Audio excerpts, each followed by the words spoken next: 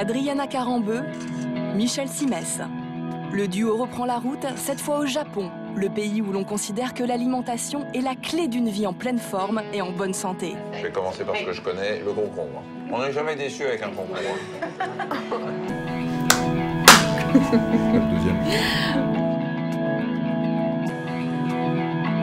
Les pouvoirs extraordinaires du corps humain, c'est un mélange de plein de choses, d'épaysement, parce qu'en général, on part dans des coins assez incroyables avec des images fabuleuses, beaucoup de bonne humeur et de complicité avec Adriana. C'est pétillant, c'est une émission qui est pas trop scénarisée, elle est spontanée.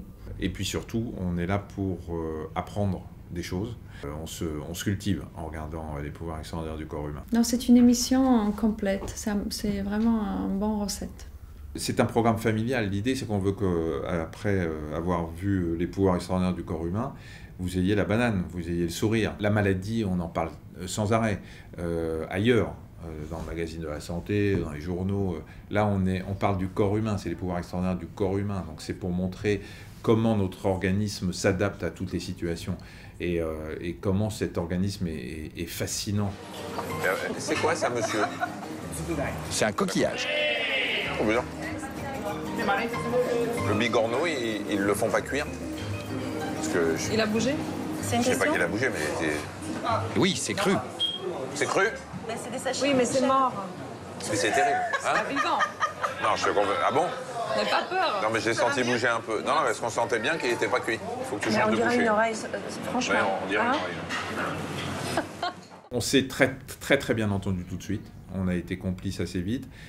Après, il y a un positionnement à avoir. Il a fallu qu'on apprenne aussi à jouer ensemble. Il a fallu qu'on apprenne quel était le désir de l'autre dans son positionnement par rapport à l'émission.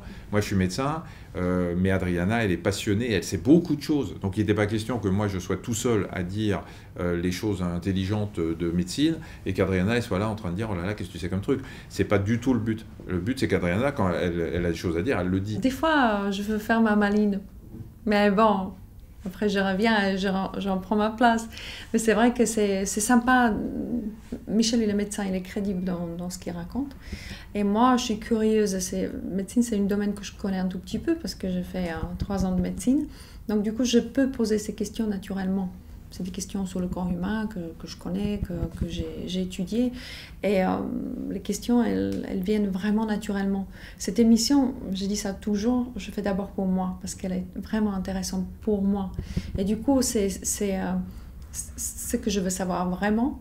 C'est comme si je demandais à Michel en privé. Donc je le demande à l'antenne, c'est pareil.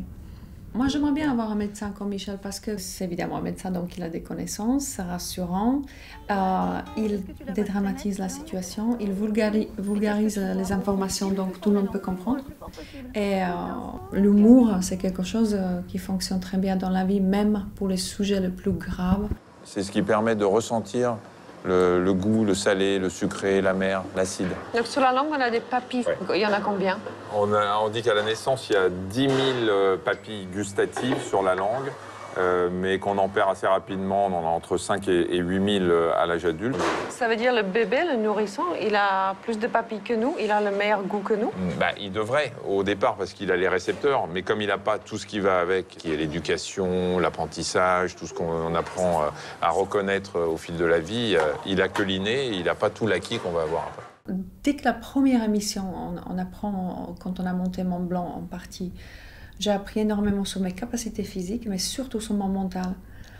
J'ai appris comment il faut se mettre face à un défi qui paraît insurmontable. Dans chaque pouvoir extraordinaire du corps humain, j'apprends des choses. Et dans chaque pouvoir extraordinaire du corps humain, je prends quelque chose pour ma vie quotidienne. Dans l'alimentation, dans l'exercice, dans celui que vous verrez sur les muscles, où j'ai appris finalement à nager parce que je nageais mal et que les champions du monde au Cercle des nageurs de Marseille m'ont appris à nager, ce qui fait qu'aujourd'hui, je nage avec plaisir pour la première fois de ma vie. Avant qu'on fasse l'émission sur l'activité physique, je faisais absolument pas de sport. Aujourd'hui, je fais 9 heures par semaine. Donc, c'est fou. Après, je sais pas combien de temps ça va durer. J'espère que ça va durer quand même. Mais je pense que nous sommes les premières personnes, je parle de Michel, moi et notre équipe, qui en prend la conscience de ce qu'on raconte. Ça, c'est pour faire le gâteau. J'ai l'impression d'avoir la béquille. C'est quoi?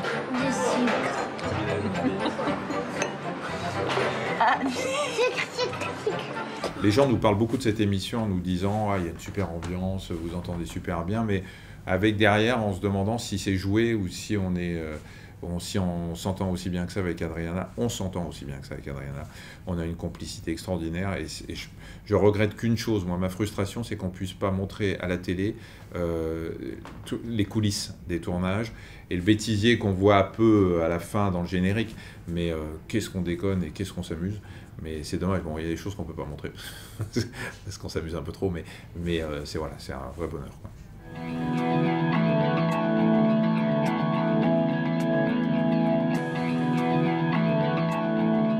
Les petits brocolis qui ne sont pas tout à fait les mêmes comme quand on a chez nous, mais on les met crus dans un bol, on met un peu de l'huile avant, après on met l'huile sur la poêle, on met un peu de l'ail, on met brocolis dedans, qui sont déjà huilés un tout petit peu, l'huile d'olive c'est pas grave, ou l'huile de colza, important, oméga 3, et 1 minute sur la poêle, basta, un peu de sel, magnifique.